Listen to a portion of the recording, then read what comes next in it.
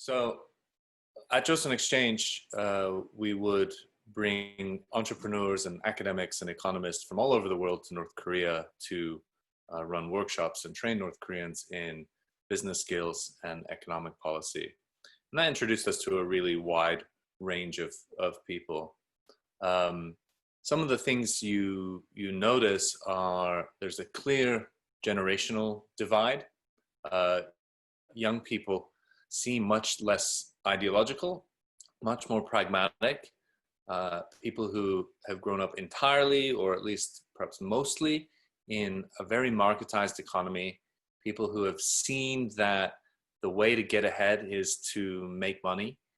And the way they would approach the topics we'd introduce would be really different to older people. There were definitely older people in their 50s or 60s who really were interested and plugged in. But the younger people, I think, recognized how precious and valuable the experience we were bringing in were. And so really we're trying to soak up as much as possible. I wouldn't actually teach entrepreneurship or economics. I am neither an entrepreneur nor an economist, but I would help prepare our volunteers who would come in by trying to give them context and helping them to shape their presentations to be relevant to a North Korean audience.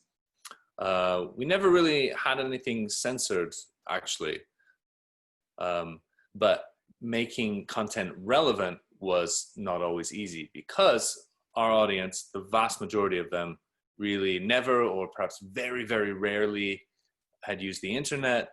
The vast majority had never, or perhaps at most a couple of times, had been abroad. And so there were huge knowledge gaps. One thing I would tell our volunteers is make the content 80% something they can use and maybe 20% bad news. And that bad news is letting the North Koreans know what they are missing out on by having such a closed system. And not having the freedom of communication and the freedom of access to information that other entrepreneurs in the world have. So on one occasion, we had a little breakout session with some guys from a company who were saying, we're making this optical recognition software. You're going to be able to point your phone or your tablet at a piece of paper with text, and then it'll translate it live. And the guy who was from the Bay Area, actually, who we were having this conversation with, said, oh, yeah, I have something like that on my iPad. And he showed them this product that had been out for a couple of years and was very advanced and very cheap. And these guys said, we didn't realize that this was out there already. And well, thank you. You've saved us quite a bit of time. They just didn't know what they were competing with in the outside world. And on top of that, they had no way to reach out to customers, right? If you're building a product in North Korea and you're not allowed to email or call or surf the web, who are you building it for?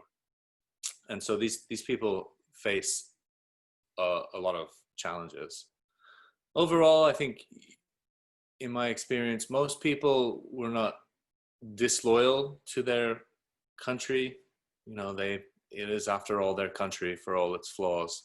But more and more people, I think, would like their country to be run more similarly to China and to have more economic opportunity. I think that is something that people are really